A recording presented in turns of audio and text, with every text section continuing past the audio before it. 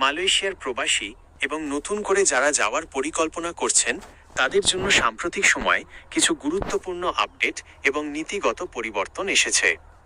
এই পরিবর্তনগুলোকে অনেকে দুঃসংবাদ হিসেবে দেখছেন, কারণ এর ফলে আগের তুলনায় সুযোগ কিছুটা সংকুচিত হয়েছে। মূল বিষয়গুলো নিচে তুলে ধরা হলো। কর্মী নিয়োগের সংখ্যা সীমিতকরণ। বাংলাদেশের প্রবাসী কল্যাণ ও বৈদেশিক কর্মসংস্থান মন্ত্রণালয়ের উপদেষ্টা আসিফ নজরুল সম্প্রতি মালয়েশিয়া সফর শেষে জানিয়েছেন যে গত বছরের তুলনায় 2026 সালে মালয়েশিয়া অনেক কম সংখ্যক কর্মী নিতে পারে। ধারণা করা হচ্ছে আগামী এক বছরে সর্বোচ্চ 30,000 থেকে 40,000 কর্মী নেওয়ার সম্ভাবনা রয়েছে, যা আগের প্রত্যাশার চেয়ে অনেক কম। 2. সিন্ডিকেট প্রথা ও আইনি জটিলতা। মালয়েশিয়া শ্রমবাজার উন্মুক্ত করার ক্ষেত্রে বড় বাধা হিসেবে দেখা দিচ্ছে সিন্ডিকেট প্রথা।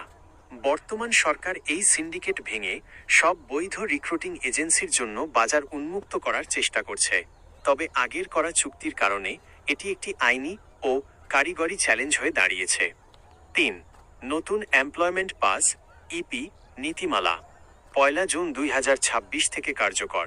মালয়েশিয়া সরকার বিদেশি কর্মীদের ওপর নির্ভরতা কমাতে এবং স্থানীয়দের সুযোগ বাড়াতে কঠোর নীতিমালা গ্রহণ করেছে। বেতন সীমা বৃদ্ধি। এমপ্লয়মেন্ট পাসের বিভিন্ন ক্যাটাগরিতে সর্বনিম্ন বেতনের হার প্রায় দ্বিগুণ করা হয়েছে। উদাহরণস্বরূপ, ক্যাটাগরি -3 জন্য বেতন 3,000 রিঙ্গিত থেকে বাড়িয়ে 5,000 রিঙ্গিত করা হয়েছে।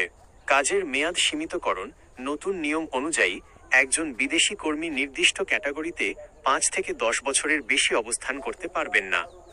4. বিদেশি কর্মীর হার কমানোর লক্ষ্য।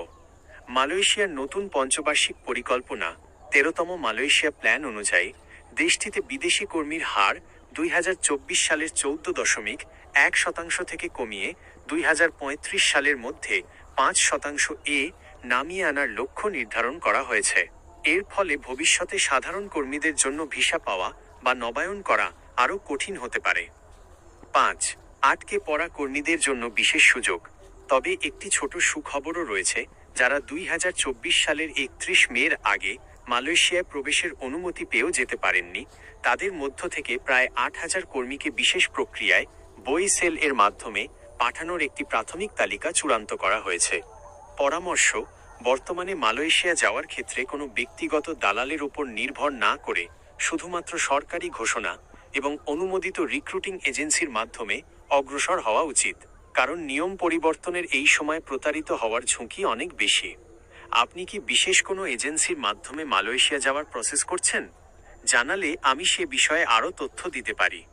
AEVDOT মালয়েশিয়ার শ্রমবাজারের বর্তমান পরিস্থিতি এবং নির্দিষ্ট কিছু খাতে কর্মী নিয়োগের সাম্প্রতিক ঘোষণা সম্পর্কে বিস্তারিত তথ্য প্রদান করে, যা আপনার প্রশ্নের সাথে সরাসরি সম্পর্কিত।